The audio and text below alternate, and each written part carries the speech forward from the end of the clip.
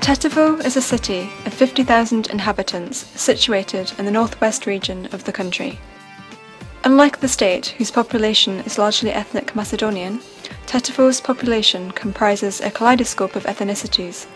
A majority of Albanians lives together with Macedonians and significant groups of Turks and Roma.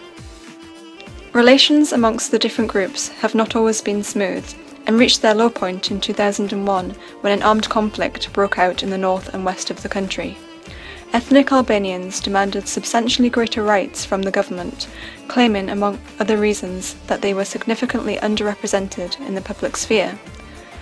After mediation by the international community, including the OSCE, the opposing sides signed a peace treaty, the Ohrid Framework Agreement, on the 13th of August 2001.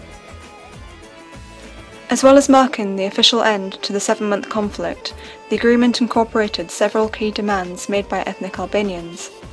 Among these were the Article 3, Development of Decentralized Government, and Article 4, Non-discrimination and Equitable Representation within Decision-making Bodies.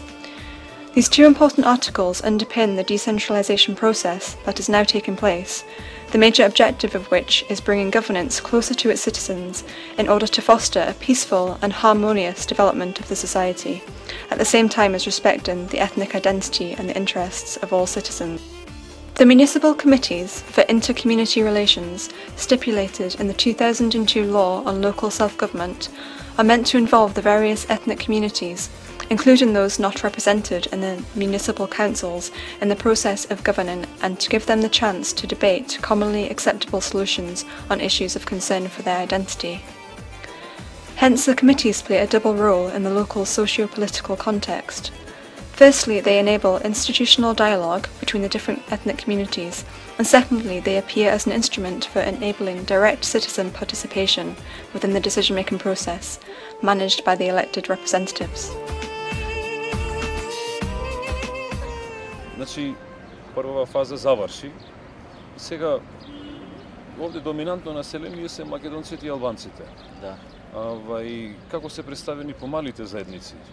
Благодарејќи на Комисијата за односите меѓу заедниците, помалите заедници можат своите барање и некои поважни работи преку Комисијата да пренесат до Советот на општината и обратно и одлуките кои се донесуваат во општината можат да разгледуваат дали тие одлуки се во интерес на сите заедници кои живеат во општината. Што значи, ја представувам турската заедница и интересите на турците во областа на културата, традицијата, фолклорот и други работи. Преку комисијава давам барања и предлози до Советот на општината.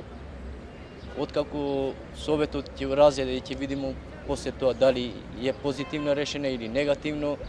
И благодарејќи на комисијава фактички нашите, односно интересите на помалите заедници кои не се застапени во Советот можат да се пренесат до Советот на општината во Тетово. А со ја помали, сега имавме случај дека се сменија имињата на улиците. Да.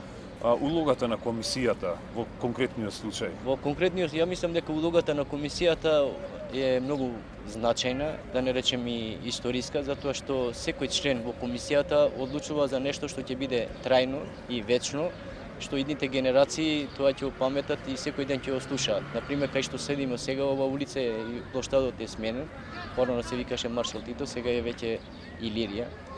Така да, овие имиња веќе се историја и нормално сега новите генерации тража нешто посоодветно што ќе им одговара на новите генерации и мора да се прилагодимо на нив. Сега некој ќе биде задоволен, некој незадоволен, ама ако се гледа дека од 90% се согласни и 10% мора на крај крајава и тие да се согласат со тие 90%. Не е едноставно, право да кажам, да се смени една улица, еден плоштад или било што да се случи, затоа што ипак како граѓани на оваа општина паметимо и сме живееле во... И тоа треба и да се мисли и за понатаму.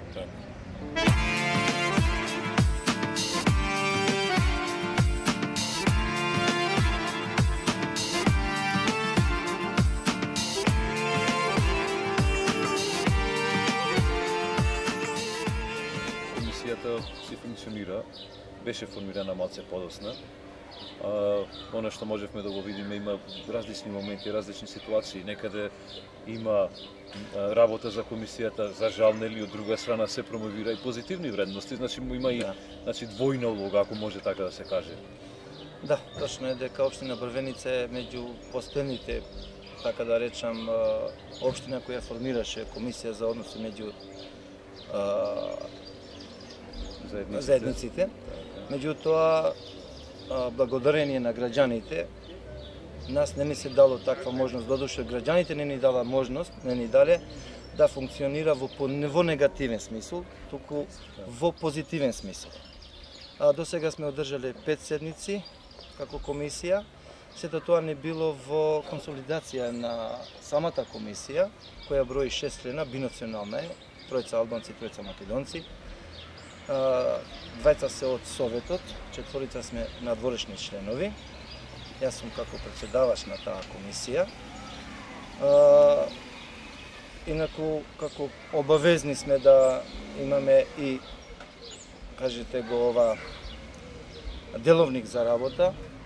Благодарение на општинските органи, тој деловник е веќе при крај, што е многу битен за понатамошниот тек на комисијата, а инаку како позитивно можам да нагласим местната заедница Теново, која младите, благодарение на советникот кој е член и на комисијата, а иначе е од местното население Теново, имаат земено акција да формираат заеднички фудбалски клуб, што е тоа многу позитивно не само за општината, туку и за целото општество, затоа што дава еден конкретен пример како може и во понатамошниот тек во Македонија со животот да тече.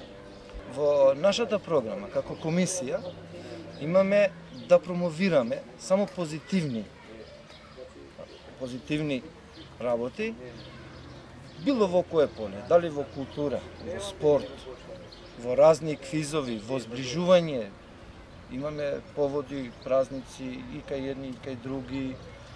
На некој начин, во било кој сегмент, дали успиење на кафе, задачата на комисијата е во секој чекор да ги прати позитивните трендови. Како доказ на тоа, градоначалникот со неговите соработници, односно со Советот, на нас како комисија не ги дала одрешени раце.